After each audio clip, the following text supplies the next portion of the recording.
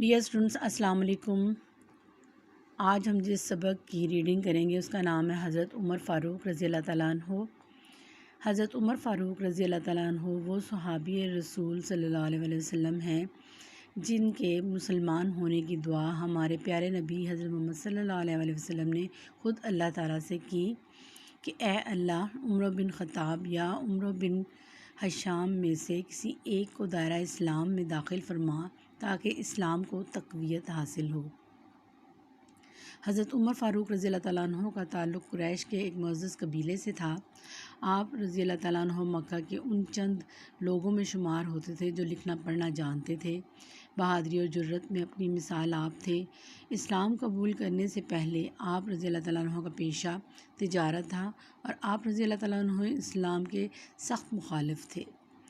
ایک دن آپ رضی اللہ تعالیٰ عنہ قتل کے ارادے سے نبی اکرم صلی اللہ علیہ وسلم کے گھر کی طرف روانہ ہوئے تو راستے میں کسی نے خبر دی کہ آپ کی بہن اور بہنوئی جو ہیں وہ مسلمان ہو چکے ہیں۔ آپ رضی اللہ تعالیٰ عنہ فوراً وہیں سے واپس آئے اور دیکھا کہ وہ قرآن مجید کی تلاوت کر رہے ہیں۔ آپ رضی اللہ تعالیٰ عنہ کو دیکھ کر انہوں نے قرآن پاک کو چھپا دیا اور آپ رضی اللہ تعالیٰ عنہ نے دونوں کو مارنا شروع کر دیا، اتنا مارا کہ وہ لہو لہان ہو گئے۔ اس پر انہوں نے حضرت عمر رضی اللہ تعالیٰ عنہ سے کہا کہ ہم جان دے دیں گے لیکن اسلام نہیں چھوڑیں گے۔ بہن اور بہنوئی کی یہ بات سن کر حضرت عمر رضی اللہ تعالیٰ عنہ کے دل پر اثر ہوا اور انہوں نے قرآن پاک سننے کی فرمائش کی۔ جب انہوں نے قرآن پاک کی تلاوت سنی تو اتنے متاثر ہوئے کہ فوراً نبی کریم صلی اللہ علیہ وسلم کی خدمت میں جا کر اسلام قبول کر لیا۔ حضرت عمر رضی اللہ تعالیٰ عنہ کے اسلام لانے سے پہلے مسلمان چھپ چھپ کر نمازیں پڑھتے تھے۔ جب آپ رضی اللہ تعالیٰ عنہ نے اسلام قبول کر لیا تو مسلمانوں کو بھی حوصلہ ہوا اور وہ مسلمانوں نے آپ رضی اللہ تعالیٰ عنہ کے ساتھ خانہ کعبہ میں نماز ادا کرنا شروع کر دی اور کفار مکہ کو انہیں روکنے کی جرت نہ ہو سکی۔ اس کے بعد مسلمان خانہ کعبہ میں جا کر نمازیں ادا کرنے لگے۔ آپ رضی اللہ تعالیٰ عنہ کی اس بہادری کو دیکھتے ہوئے حضرت محمد صلی اللہ علیہ وسلم نے انہیں فاروق کا لقب عطا کیا۔ حضرت عمر رضی اللہ تعالیٰ عنہ اسلام کی خاطر اپنی جان اور مال کی بالکل پرواہ نہیں کرتے تھے۔ غزوہ تبوک کے موقع پر آپ رضی اللہ تعالیٰ عنہ نے اپنے گھر کا آدھا سامان حضرت محمد صلی اللہ علیہ وسلم کی خدمت میں پیش کیا۔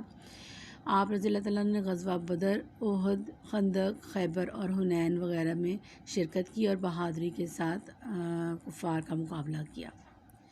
حضرت ابوبکر صدیق رضی اللہ تعالیٰ عنہ کی وفات کے بعد آپ رضی اللہ تعالیٰ عنہ مسلمانوں کے دوسرے خلیفہ مقرر ہوئے۔ آپ رضی اللہ تعالیٰ عنہ نے اپنے دور خلافت میں انصاف، مساوات، ایثار اور اپنی رعایا کی بھلائی کے کاموں کی وجہ سے دنیا کا ایک عظیم حکمران تسلیم کیا جاتا تھا۔ آپ رضی اللہ تعالیٰ عنہ اکثر فرمایا کرتے تھے کہ میری حکومت میں اگر ایک کتا بھی بھوک سے مر جائے تو قیامت کے دن مجھے اس کا جواب دینا ہوگا۔ آپ رعایا کے خدمت کے لیے رات دن جو تھے گلیوں میں چکر لگاتے تھے اور ضرورت مندوں کے لیے چیزیں اور اپنے کندھوں پر لاد کر ان تک پہنچاتے تھے۔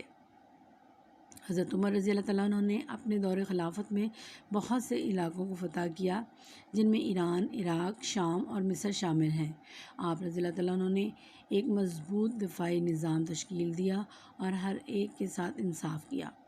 ایک عظیم حکمران ہونے کے باوجود آپ رضی اللہ تعالیٰ عنہ کا رہن سہن بہت سادہ تھا۔ کھلے میدان میں اینٹ کا تکیہ بنا کر بھی سو جایا کرتے تھے۔